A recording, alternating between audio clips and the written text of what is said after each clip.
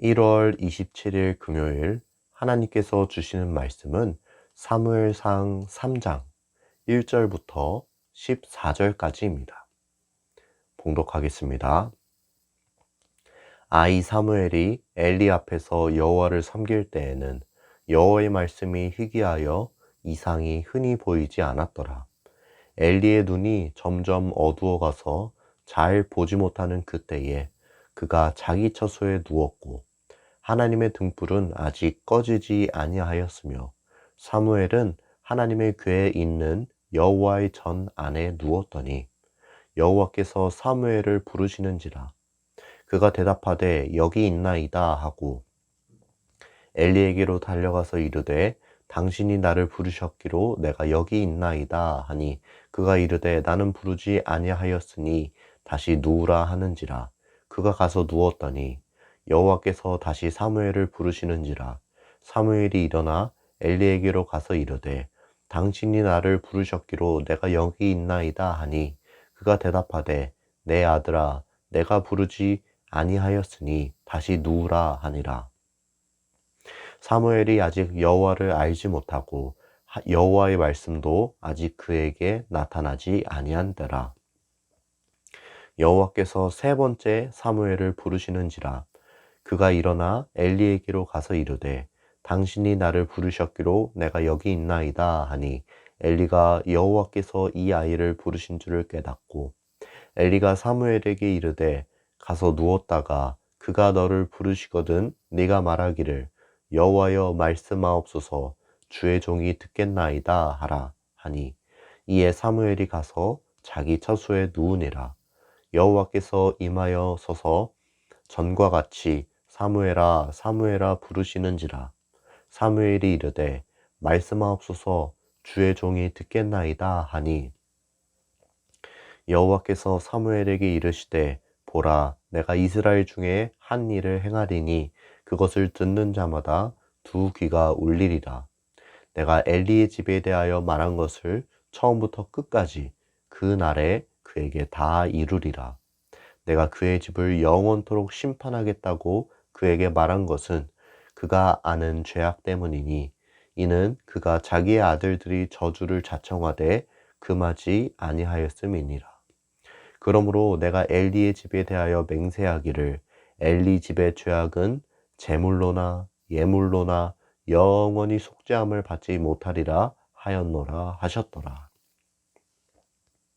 우리는 엘리의 두 아들 홈니와 비느하스가 하나님 앞에 얼마나 큰 죄를 지었는지를 살펴보았습니다. 또 그러한 모습을 보면서도 자기의 아들들을 옳은 길로 이끌어가지 못한 아버지 엘리의 모습도 살펴보았습니다. 영적으로 가장 순전하고 바로 서 있어야 할 이들이 그 역할을 제대로 수행하지 못하였던 것입니다. 그리고 이러한 모습들은 자연스레 영적 암흑기로 이어지게 됩니다. 오늘 말씀 1절이 이야기하는 바가 바로 그것입니다. 아이 사무엘이 엘리 앞에서 여호와를 섬길 때에는 여호와의 말씀이 희귀하여 이상이 흔히 보이지 않았더라. 우리 하나님께서는 그분을 존중히 여기는 자를 존중히 여기시고 그분을 멸시하는 자를 경멸하시는 분이십니다. 그러니 영적으로 바로 서 있지 못한 이들에게 하나님의 말씀이 들려질 리가 있겠습니까? 이때에는 하나님이 말씀을 해주시는 일도 드물었고 환상도 나타나지 않았다고 성경은 이야기하고 있습니다. 다음으로 2절과 3절 말씀에 보면 엘리와 사무엘의 모습이 서로 대비되어 등장하고 있습니다. 먼저 2절은 엘리의 모습을 묘사하고 있습니다. 성경은 엘리의 눈이 점점 어두워 갔으며 그가 자기 처소에 누웠다고 이야기하고 있습니다. 눈이 어두워졌다는 것은 육신의 눈을 말하는 것이기도 하지만 영적인 무감각을 의미하는 것이기도 합니다. 이것은 그가 하나님 앞에 어떤 믿음 생활을 하고 있는지를 보여주고 있는 것이지요. 다른 한편 엘리가 자기 처소에 누웠다는 것은 그가 평소에 있던 자리, 기존에 있었던 자리에 계속 머물렀다는 것을 의미합니다. 영적인 쇄신이나 각성 없이 그저 기존에 하던 대로 기존에 있던 자리에 무력히 자리 잡은 엘리의 모습을 표현하고 있는 것입니다. 반면 3절은 이런 엘리의 모습과 대비되는 사무엘의 모습을 기록하고 있습니다. 그는 아직 성소의 등불이 꺼지지 않았을 때에 하나님의 궤가 있는 여호와의 전에 누웠습니다. 사무엘은 하나님을 진정으로 사모하는 사람이었습니다. 아무도 그에게 그곳에서 자라고 명하지 않았지만 그는 하나님이 좋아 하나님을 사모하여 그곳에 누워 있었던 것입니다. 이것은 영적 무감각 속에 빠져 매일같이 눕던 자리에 또 눕고 또 눕고 하는 엘리의 모습과 완전히 대비되는 모습입니다. 그렇게 사무엘이 여호와의 전에 누워 있을 때 하나님은 어린 사무엘을 부르셨습니다. 그러자 사무엘은 엘리 제사장이 자신을 부른 줄 알고 그에게로 달려갔지요. 하지만 엘리는 사무엘에게 나는 부르지 아니하였으니 가서 누우라고 이야기합니다. 그래서 사무엘이 다시 자리에 누웠는데 이번에도 또다시 하나님이 그를 부르시는 겁니다. 사무엘은 다시 한번 엘리에게로 달려가 자신을 불렀느냐고 묻습니다.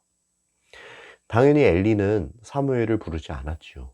이러한 일이 3번 반복이 되고 나자 드디어 엘리 제사장도 이것이 하나님의 부르심임을 깨닫게 되었습니다.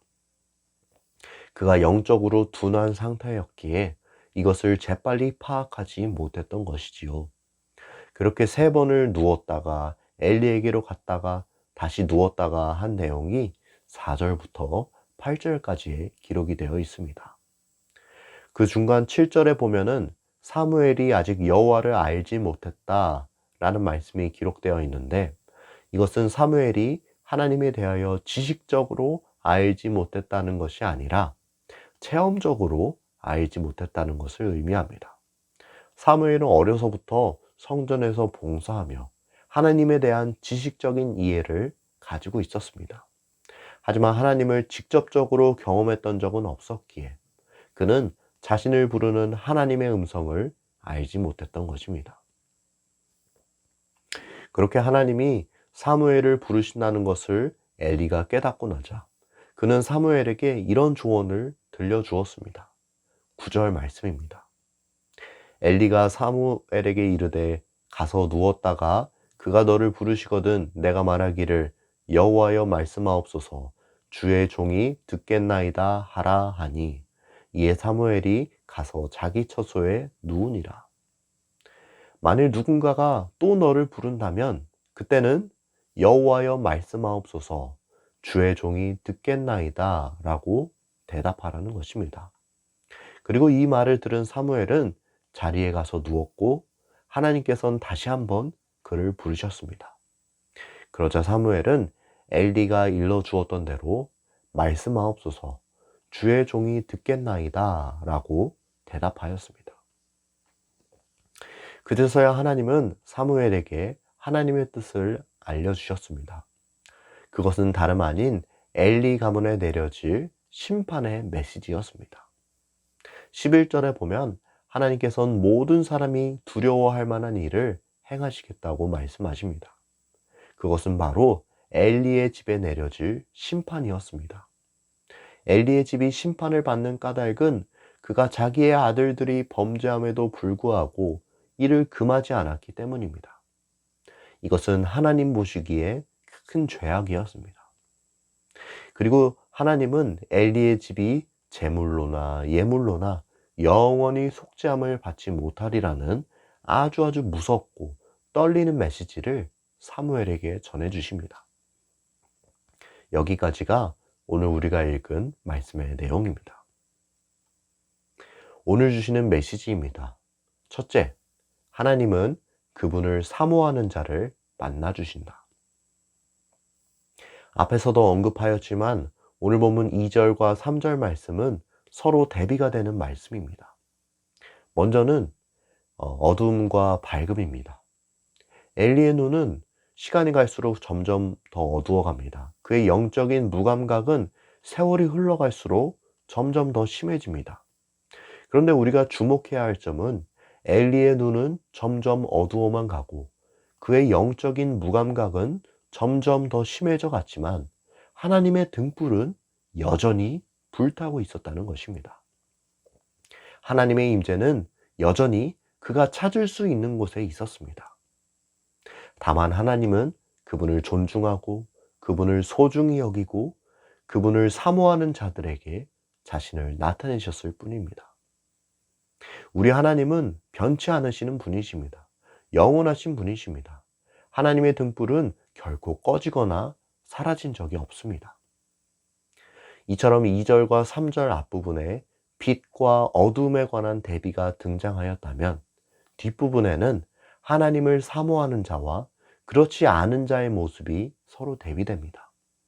2절에 보면 그때에 그가 자기 처소에 누웠고 라는 구절이 나오는데 이 부분은 영어 성경으로 He was lying down in his usual place로 기록되어 있습니다. 무슨 뜻이지요? 엘리가 자리에 누웠는데 그가 누운 자리가 어디였냐면 그가 매일같이 눕는 자리, 그가 매번 똑같이 거하던 자리, 그가 항상 거하던 자리에 누웠다는 것입니다. 아마 엘리 제사장도 자신이 점점 영적으로 무감각해지고 죽어가고 있다는 것을 어느 정도 자각하고 있었을 것입니다. 그렇다면 그가 매일같이 눕던 자기의 처소, his usual place에 누워서는 안 됩니다. 그곳은 죽음의 자리입니다. 영적으로 질식당하는 자리입니다. 그러나 이와 반대로 하나님을 사모하는 자 사무엘이 누웠던 자리를 보십시오. 하나님의 등불은 아직 꺼지지 아니하였으며 사무엘은 하나님의 궤에 있는 여호와의 전 안에 누웠더니. 사무엘은 하나님을 진정으로 사모하는 사람이었습니다.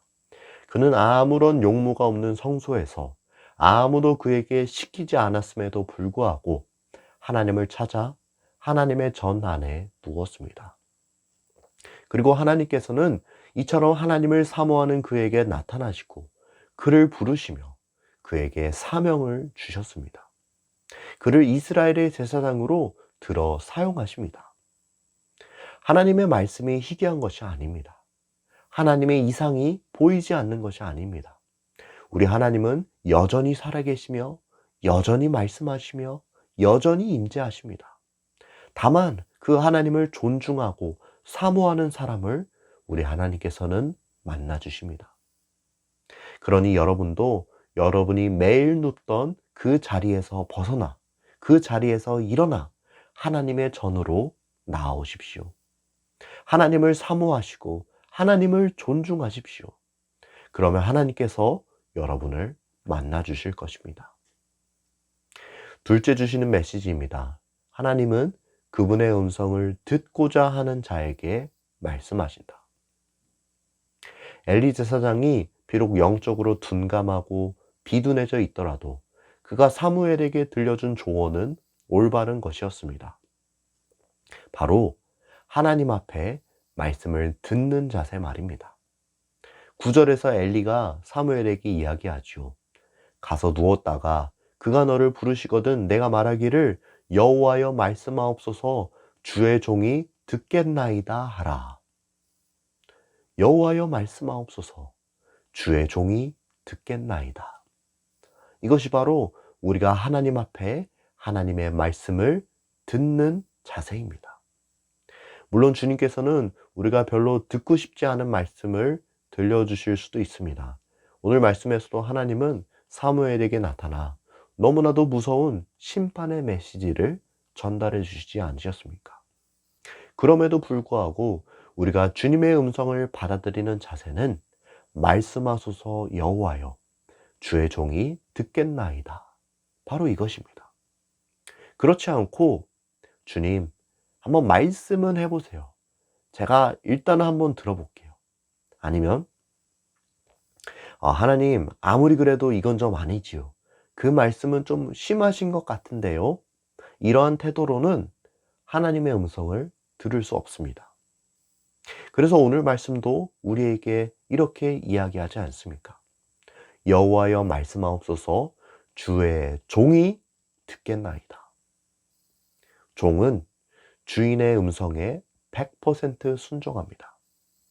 주인의 말씀에 토를 달거나 그것을 평가하거나 협상의 대상으로 받아들이지 않습니다. 종은 주인의 음성에 100% 순종합니다. 100% 귀 기울입니다. 우리도 그렇게 해야 합니다.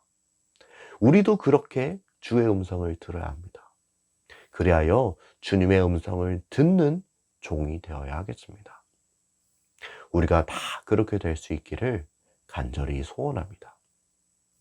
함께 기도하겠습니다. 사랑의 주님, 오늘도 말씀을 통해 주님의 귀한 음성을 들려주시니 참으로 감사합니다. 오늘 주신 말씀을 기억하며 또 마음판에 잘 새기어서 그 말씀대로 살아가는 우리 모두가 될 수 있게 도와주시옵소서. 오늘 하루도 우리와 동행하여 주시고 우리와 함께하여 주실 주님을 찬양하고 기대하고 경배합니다. 모든 것에 감사드리오며 예수님의 이름으로 기도드립니다. 아멘.